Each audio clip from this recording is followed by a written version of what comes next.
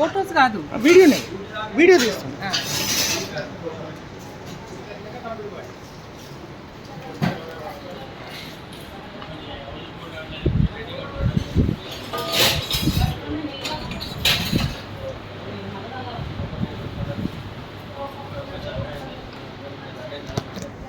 అమ్మమ్మ ఇటుండు.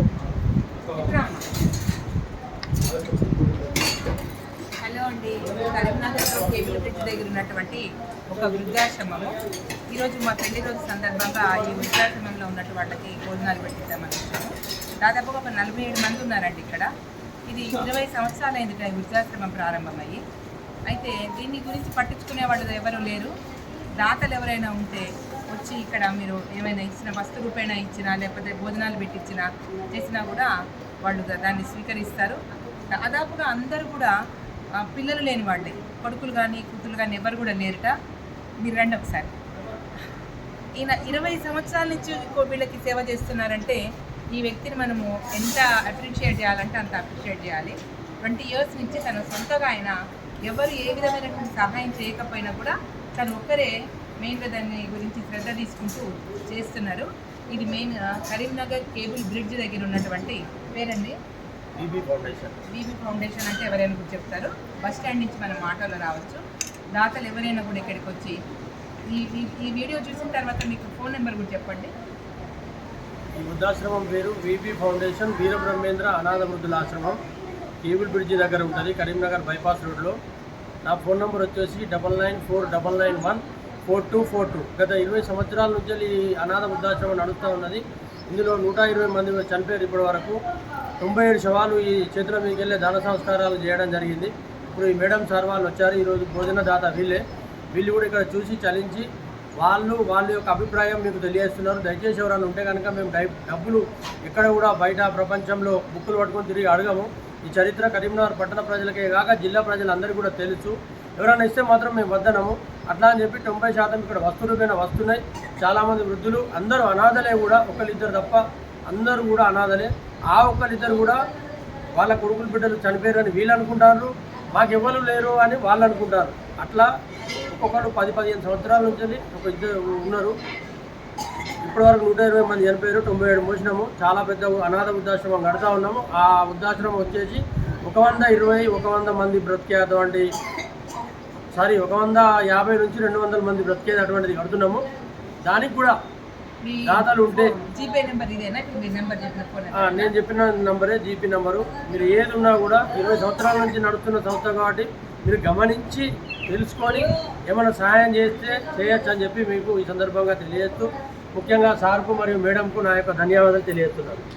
అయితే ఇంకా వీళ్ళే కాకుండా అంటే చాలా చేతగాని వాళ్ళు పక్కా రూమ్లో ఉన్నారండి. ఇప్పుడు వీళ్ళు కొంచెం చేత అయ్యేట్లాంటి వాళ్ళు. వీళ్ళందరికీ కూడా సేవ చేయడానికి ఎవరు ప్రత్యేకంగా మనుషులు లేరు, తనే అంతా చూసుకుంటూ ఉంటారు. అంటే మనుషుల్లో మహనీయులు ఉంటారనే దానికి ఇది తార్కాణము.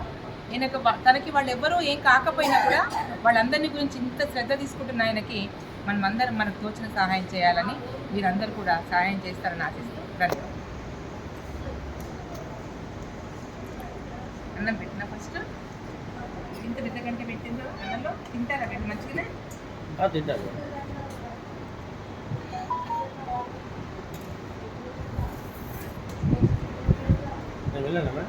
మీరండి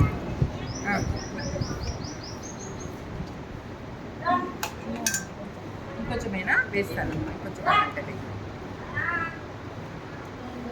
అమ్మ సాంబార్ చపాతీనా వేసేనా? అమ్మ అన్నం మీద వేయనా సాంబారు?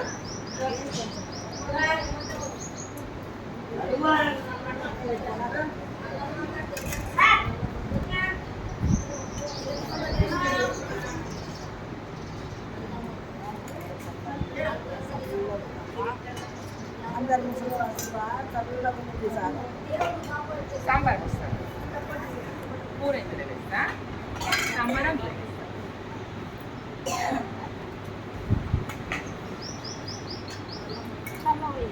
సాంబార్ వద్దా? చల్లకి మళ్ళీ రావా నువ్వు? ఇందులోనే పోతాయినా?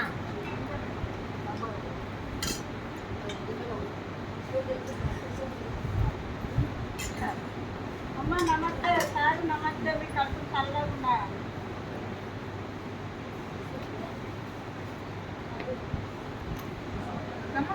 చపాతీలు అవుతామా నీకు? కూరలు వేసుకోవా? తినవా?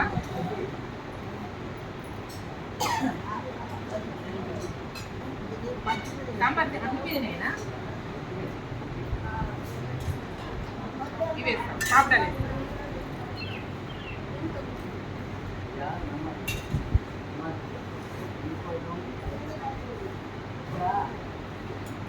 ఈరోజు మా పెళ్లి రోజు.